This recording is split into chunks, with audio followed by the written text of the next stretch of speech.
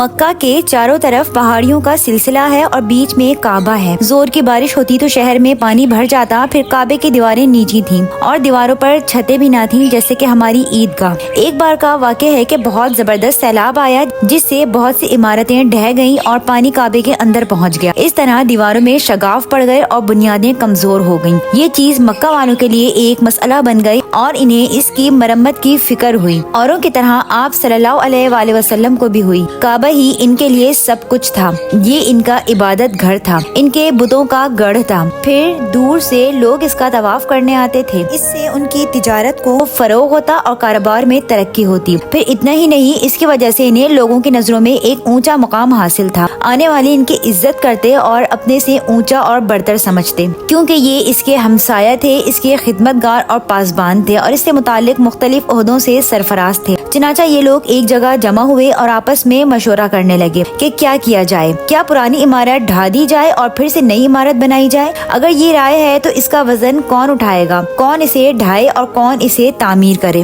کعبہ اللہ کا سب سے مقدس گھر ہے، وہ ڈرتے تھے کہ کہیں اسے ڈھانے سے اللہ ناراض نہ ہو جائے، کہیں سر پر کوئی عذاب نہ آ جائے۔ عقل حیران تھی کہ کریں تو کیا کریں، لیکن عمارت بالکل بے جان ہو چکی تھی، بنیادیں کمزور پڑ چکی تھی اور ہر آن اس کے ڈہ جانے کا خطرہ تھا، لہٰذا اس کو ڈھانے کے سوا کوئی چارہ نہ تھا۔ چنانچہ چاروں ناچار انہوں نے ڈرتے ڈرتے بہت ہی پس و پیش کے بعد اسے ڈھانے کا فیصلہ کر لیا، لیکن ابھی ایک مسئلہ اور تھا۔ نئی عمارت مضبوط اور پائیدار ہونی چاہیے، اس کے لیے عمدہ سامان کیسے فراہم ہو؟ ماہر کاریگر کہاں سے آئیں جو سلیقے سے پتھر جوڑ سکیں اور ایک خوبصورت اور مضبوط عمارت تیار کر سکیں؟ خدا کا کرنا، انہی دنوں ایک رومی آدمی مصر سے جہاز لے کر نکلا۔ وہ حبشہ جا رہا تھا، مگر جہاز جدہ کی بندرگاہ پر پہنچا تو ساحل سے ٹکرا کر ٹوٹ گیا۔ اس جہاز پر عمدہ قسم کی لکڑیاں اور بہترین قسم کا تعمیری سامان تھا۔ اس آدمی نے سارا سامان بندرگاہ پر اتار دیا اور انتظار کرنے لگا کہ کوئی جہاز حبشہ جانے والا ملے تو سامان لاد کر وہ لے جائے۔ قریش کو اس واقعے کی خبر لگ گئی، لہٰذا فوراً انہوں نے کچھ آدمی دوڑائے۔ جہاز والے کا نام باقوم تھا۔ یہ لوگ جا کر اس سے ملے اور اسے اپنی ضرورت بتائی۔ وہ بخوشی اپنا سارا سامان بیچنے پر تیار ہو گیا۔ نیز اس نے انہیں بتایا کہ میں ایک ماہر معمار بھی ہوں۔ اب کیا تھا، ان کو تو کاریگر کی تلاش تھی اور بیٹھے بٹھائے ایک اچھا کاریگر مل رہا تھا۔ چنانچہ انہوں نے کہا، اچھا تو آپ بھی ساتھ چلیے اور اس اہم کام میں ہمارا ہاتھ بٹائیے۔ باقوم نے جا کر کعبے کو دیکھا، پھر اس نے کہا، اس کی تعمیر تو بہت آسان ہے، البتہ صحن میں کچھ ستون کھڑے کیے جائیں گے تاکہ چھت پڑ سکے، اس طرح عمارت محفوظ رہے گی۔ پھر آندھی کے جھونکے آئیں یا سیلاب کے تھپیڑے، سب محفوظ رہیں گے۔ خود ان کی بھی یہی خواہش تھی، اس لیے کہنے سے پہلے ہی یہ منظور تھی۔ مکہ میں ایک مصری آدمی رہتا تھا، قبطی نسل کا، سیلح اس کا نام تھا۔ لکڑی کے کام میں وہ ماہر تھا، اس لیے باقوم کی مدد کے لیے وہ بھی بلایا گیا۔ اس کے بعد قریش نے کعبہ کے الگ الگ حصے کیے اور آپس میں بانٹ لیے کہ اس کو ڈھانے میں ہر قبیلے کا ہاتھ رہے اور تعمیر کے شرف سے بھی کوئی محروم نہ رہے۔ اب ڈھانے کا وقت آ گیا، لوگ پھر لرز اٹھے، جسم کے رونگٹے کھڑے ہو گئے، پھر وہ شش و پنج میں پڑ گئے، ڈھائیں نہ ڈھائیں کیا کریں؟ ابرہہ کا حشر یہ لوگ اپنی آنکھوں سے دیکھ چکے تھے، جو کعبہ کو ڈھانے کے ارادے سے نکلا تھا، پورا لاؤ لشکر کے ساتھ آیا تھا، لیکن نہ کعبے تک پہنچ سکا اور نہ واپس جا سکا، پورے لشکر کے ساتھ تہس نہس ہو گیا۔ اس واقعے کو ابھی زیادہ عرصہ نہیں ہوا تھا، اس کی ہلاکت و بربادی کا عبرتناک منظر لوگوں کی نگاہوں کے سامنے آ جاتا اور وہ سہم جاتے، لیکن ان کا مقصد ڈھانا نہیں تھا، بنانا تھا۔ چنانچہ نمازیں پڑھی، قربانیاں کی، دعائیں مانگی، التجائیں اور مناجاتیں کی۔ پھر ایک آدمی آگے بڑھا، خوف سے اس کا جسم کانپ رہا تھا، وہ تھا ولید بن مغیرہ۔ لرزتے ہاتھوں سے اس نے کدال پکڑی اور ایک ستون ڈھا دیا۔ ہر طرف سناٹا چھایا ہوا تھا اور لوگ چپ چاپ کھڑے دیکھ رہے تھے۔ انہیں انتظار تھا کہ دیکھیں ولید کا کیا حشر ہوتا ہے اور وہ کس بلا میں گھرتا ہے۔ رات گزر گئی، نئی صبح بھی نمودار ہو گئی، لیکن ولید کو کچھ نہ ہوا، اس پر کوئی بھی آفت نہ آئی۔ اب قریش کی ہمت بندھی اور دل میں اطمینان ہوا، انہوں نے کعبہ کی تعمیر ڈھانا شروع کر دی۔ ڈھانے میں سب نے حصہ لیا، پتھروں کو ہٹانے میں بھی سب شریک رہے۔ ڈھاتے ڈھاتے وہ ایک سبز چٹان پر پہنچے، اس پر بھی کدالیں ماری، مگر کدالیں چھٹک چھٹک گئیں، چٹان جوں کی توں رہی۔ پھر وہی نئی عمارت کی بنیاد بنی۔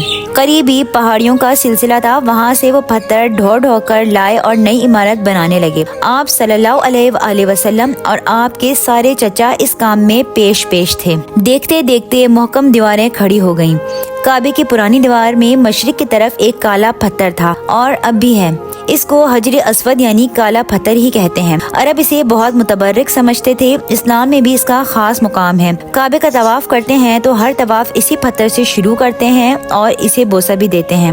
قریش نے دیوار کچھ اونچی کر لی۔ اب حجر اسود رکھنے کا وقت آیا تو سوال پیدا ہوا کہ یہ شرف کس کے حصے میں آئے، کون اسے اس جگہ پر رکھے۔ کوئی قبیلہ بھی اس شرف سے محرومی پر تیار نہ تھا۔ ہر ایک یہ سعادت خود حاصل کرنا چاہتا تھا اور دوسروں کے مقابلے میں اپنے آپ کو زیادہ حقدار سمجھتا تھا۔ چنانچہ ایک ہنگامہ اٹھ کھڑا ہوا، لوگوں میں نوک جھونک ہوتی رہی، اختلاف بڑھتا گیا اور حالات بگڑتے گئے۔ وہ دل جو اب تک جڑے ہوئے تھے اور اللہ کے گھر کے نام پر شیر و شکر ہو رہے تھے، پھٹنا شروع ہو گئے اور ان میں نفرت و عداوت کی آگ سلگنے لگی۔ 5 راتیں گزر گئیں اور ہنگامہ برپا رہا۔ نہ کوئی بات طے ہوتی، نہ کسی رائے پر اتفاق ہوتا۔ حالات نہایت سنگین ہو گئے اور لوگ لڑنے مرنے کے لیے تیار ہو گئے۔ بنی ابودار اور بنی عدی 2 مشہور قبیلے تھے۔ انہوں نے آپس میں گٹھ جوڑ کر لیا اور دونوں نے عہد کیا کہ یہ شرف کسی حال میں ہاتھ سے نہ جانے دیں گے، کسی اور قبیلے کو اس کے قریب نہیں پھٹکنے دیں گے۔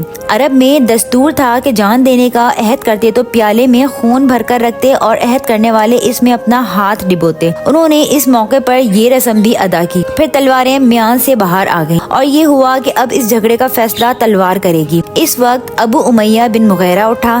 یہ قریش کا سب سے بوڑھا آدمی تھا۔ ہر ایک اس کا ادب و احترام کرتا اور اس کی بات کے آگے سر جھکا دیتا۔ اس نے بڑی منت سماجت کی اور کہا، میرے بھائیوں، عزت اور سرداری میں تم سب کا رتبہ برابر ہے۔ بلا وجہ آپس میں لڑو جھگڑو نہیں، نفرت اور عداوت کی آگ نہ بھڑکاؤ، عقل و ہوش سے کام لو اور میری بات مانو۔ پہلا قریشی جو باب الصفا سے داخل ہو کر آئے، اس کا فیصلہ اس پر چھوڑ دو۔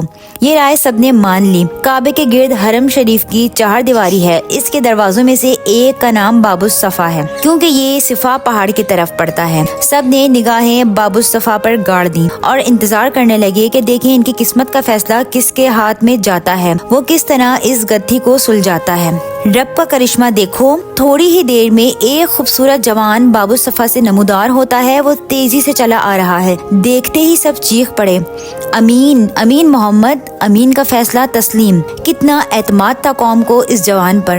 پوری قوم میں کوئی نہیں جسے اس کی دیانتداری میں شبہ ہو، کوئی نہیں جسے اس کا فیصلہ ماننے میں تامل ہو۔ دیکھنا ہے آج اس نازک موقع پر وہ کیا کردار پیش کرتا ہے۔ لوگ بے تابی سے آگے بڑھے اور آپ صلی اللہ علیہ وآلہ وسلم سے فیصلہ چاہا۔ آپ نے فرمایا، ایک کپڑا لاؤ۔ کپڑا آیا تو آپ نے اسے پھیلا دیا، پھر حجر اسود اٹھایا اور اس پر رکھ دیا۔ پھر فرمایا، ہر قبیلے کا سردار ایک ایک کونا پکڑ لیں اور سب مل کر اٹھائیں۔ چنانچہ قبیلوں کے سردار آگے بڑھے، انہوں نے کپڑے کے کونے پکڑے اور جس جگہ پتھر لگانا تھا وہاں تک لے آئے۔ پھر آپ صلی اللہ علیہ وآلہ وسلم نے اسے خود اٹھایا اور اس کی جگہ پر رکھ دیا۔